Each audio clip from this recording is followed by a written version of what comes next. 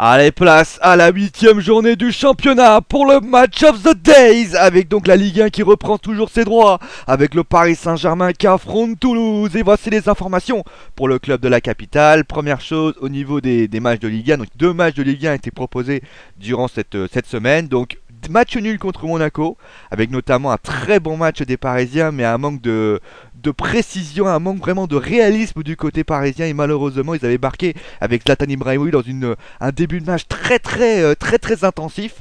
Et à ce moment-là, l'égalisation suit après notamment la blessure de Thiago Silva. Et bien, il y a eu un moment de flottement et les Monégasques en ont profité. Falcao a marqué son but. Ils ont eu pas mal d'occasions, je crois, on va dire 7 occasions, notamment Zlatan Ibrahimovic a eu pas mal de bons ballons. Malheureusement, ça n'a pas été fructueux.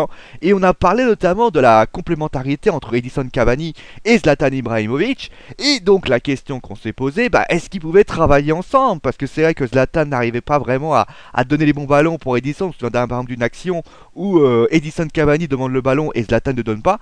Et notamment, justement, les critiques ont été calmées, notamment contre Valenciennes, puisque Zlatan Ibrahimovic a donné un ballon pour Cavani qui a marqué donc forcément but de l'international uruguayen. Allez, maintenant on va passer du côté c'est vrai qu'en attaque, il y a des interrogations qui, semble-t-il, ont été calmées durant le match contre Valenciennes. Mais il y a également des interrogations du côté de ce défenseur central que vous connaissez, c'est Marquinhos. Vous savez forcément, Thiago Silva est blessé. Alex ne sera pas là. On verra notamment le groupe du PSG qui ramènera d'ailleurs pas mal de joueurs qui étaient blessés, notamment contre Valenciennes. Mais on va quand même dire qu'il y a quand même quelques avis divergents. Alain Roche, par exemple, pense qu'il est moins talentueux que Raphaël Varane, que à son âge, par exemple, qu'à son âge, il n'est pas aussi fort, il n'est pas aussi c'est pas un crack. À 31 millions pour lui, il vaut pas les 31 millions si vous voulez. Et du côté de Pilorget, qui est un ancien joueur du Paris Saint-Germain, eh bien on pense le contraire. Il est hors norme, il est polyvalent, mais toutefois, dans le Parisien, c'est comme tous pour un point. Ils se disent tout simplement que c'est un joueur qu'il va falloir qu'il s'adapte et que la blessure de Thiago Silva pourrait très bien être un handicap pour lui. Allez, Matt, bien évidemment, on va passer au groupe, le groupe du PSG, avec, je l'ai dit, les 2 défenseurs centrales du début de saison qui sont forfaits, Thiago Silva et Alex. On ne sait pas si Alex sera là pour la Ligue des Champions. Je pense aussi que c'est pour le préserver pour le match contre Benfica. Retour de Lucas qui a fait son retour après une blessure contre l'Olympiakos, donc c'est pas mal.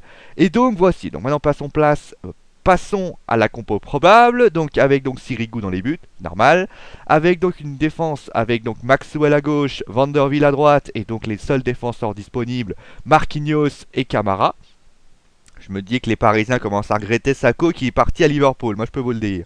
Vous avez ensuite donc Mota, Matuidi et Pastore. Alors pourquoi Pastore? Eh bien c'est pour faire tourner l'effectif, parce qu'il faut pas oublier qu'ils ont un match contre Benfica, et je me dis que notamment en attaque, par exemple Oganda, Lucas et Ibrahimovic, je me dis que Laurent Blanc va vouloir faire tourner son effectif pour mettre un peu de sang neuf, parce qu'on a vu que ça commence à être dur et les joueurs commencent vraiment à avoir leur second souffle. C'est là qu'ils sont dangereux, mais attention quand même de ne pas se retrouver avec des buts dans l'escarcelle. Et évidemment, Monaco est assez impressionnant, ils n'ont pas la Ligue des Champions. Ça pourrait jouer en fin de saison. Allez, maintenant on va passer au Toulouse Football Club avec donc, quelque chose qui fait plaisir. Ils ont eu du mal en début de saison les Toulousains, mais des fois double victoire, première victoire contre Saint-Etienne quand même, et une belle victoire, enfin une victoire difficile, mais une victoire contre Lorient, avec notamment l'arrivée d'un homme qui s'appelle, alors j'ai du mal à le lire le nom, Martin Braithwaite, qui a été une sacrée bonne pioche, qui a signé cette année à Toulouse. 3 buts en 4 matchs, une passe décisive. Et il est assez étonnant, notamment contre Monaco. On l'avait découvert contre Monaco. Moi, j'avais trouvé son positionnement assez intéressant. Il est avec Ben Yedder, c'est une belle complémentarité. Et en plus, il est assez remarqué avec sa coupe de cheveux, quand même le reconnaître. Non, c'est vrai que c'est quand même quelque chose qui est bien. Et honnêtement, si Monaco en est ce qu'il est, si Toulouse en est ce qu'il est, finalement, c'est grâce à lui, mais c'est également à Abdenour, qui est un très bon défenseur, qui vraiment a sorti 2 excellents matchs. Au niveau du groupe toulousain, on aura le retour de Ben Bassat, je pense qu'il sera sur le banc, Aurier qui fait son retour de suspension, et Aligar, notamment noter que Roman, qui est une recrue, et Akparak Pro, c'est toujours sur blessure. Alors, Allez, maintenant on va passer aux compositions probables, avec donc Hamada dans les buts. Alors moi vous savez, j'aime bien Hamada, enfin j'aime bien Hamada. J'aime bien de la façon qu'il a marqué le but. L'année dernière, il a été très impressionné. Voilà, c'est super, c'est un très bon gardien. Mais moi, Toulouse, je serais Toulouse, j'essaie de recruter quelqu'un d'autre. Parce que contre Saint-Etienne, il n'a pas du tout été sécurisant. S'il continue, il va ressembler à un Edel. Et ça pourrait très très bien se terminer pour lui, si vous voyez ce que je veux dire. Ensuite, vous avez donc une défense à 3. Défense centrale, hein. Abdenour, Spaich et Aurier.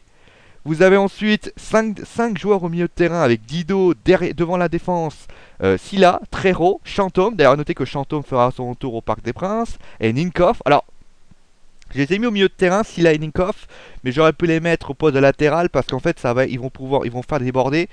En fait, les couloirs, ils vont avoir tous les couloirs pour eux. Trero et Chantôme seront là pour gérer le jeu au milieu de terrain et Dido sera là pour récupérer les ballons. Ensuite et enfin, Ben Yedder et Brent White, c'est les deux meilleurs joueurs. On verra d'ailleurs, je pense qu'il va y avoir une belle confrontation au milieu de terrain pour les Parisiens, puisque les Parisiens, eux, voudront contrôler le milieu de terrain, notamment par Thiago Motta et Blaise Matuidi, et bien évidemment Adrien Rabiot. Donc, par Javier Pastore, pardon, Javier Pastore, et donc on verra par rapport à ça.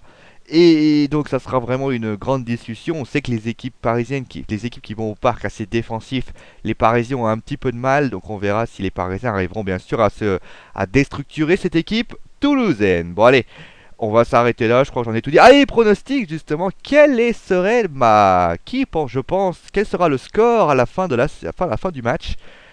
Bon, j'avais dit match nul contre Monaco, je m'étais pas trompé. J'avais dit 0-0, ça a été un partout. Là, je suis plus indécis. Alors, ils ont fait un coup contre Saint-Etienne. Mais les Parisiens sont dans une belle spirale. J'ai quand même l'impression qu'ils ont la possibilité de réussir quand même un bon match. Ils voudront bien sûr faire comme avec Bordeaux pour réussir. Je pense une victoire, pas une victoire simple, nette et sans bavure, mais je pense à une victoire, allez, 1-0 ou 2 buts à 0, un peu à la Guingamp. C'est-à-dire qu'ils vont accélérer quelques fois et forcément ils vont réussir à marquer le but. Et est-ce que bien sûr les Toulousains réussiront bien sûr à tenir la cadence? Mystère et boule de billard, sachant que les Toulousains réussissent bien avec les grosses équipes, hein. Match nul contre Marseille, Saint-Etienne victoire. Est-ce qu'ils réussiront à faire ça contre Paris? Je leur souhaite parce que c'est vrai que c'est une équipe très sympathique et j'aime bien le petit Braithwaite qui me plaît. En tout cas, on sait que les anciens Parisiens aiment bien marquer face à leurs anciennes équipes. Et attention quand même. Bon allez, maintenant on va s'arrêter là vraiment. Bon, on va se retrouver bien sûr pour le match. Je regarderai bien sûr ça, n'hésitez pas. Il y aura un FM 2013 comme toujours, Football Manager. Moi j'irai du côté du Vélodrome moi, pour aller affronter le classique. Ah non, j'irai au parc, excusez-moi. J'irai au parc du côté du Parc des Princes pour affronter le Classico Olympique de Marseille. Donc on verra si je réussis à faire aussi bien que les Parisiens ou faire pire que les Parisiens ou faire à peu près bien que les Parisiens. Ça dépendra bien sûr du score. Et donc, voilà, c'est à peu près tout. Et on va se retrouver bien évidemment pour les notes. The Note comme toujours. D'ailleurs, n'hésitez pas à aller voir les matchs, les notes de Marseille-Saint-Etienne avec les notes bien évidemment des différents joueurs, la prestation globale, etc. etc. Et donc voilà, c'est terminé. Je vais arrêter de parler parce que je pense que vous avez envie justement. Bon match à vous tous. Et c'est mon animaux parce que je l'ai dit. Allez, ciao à tous.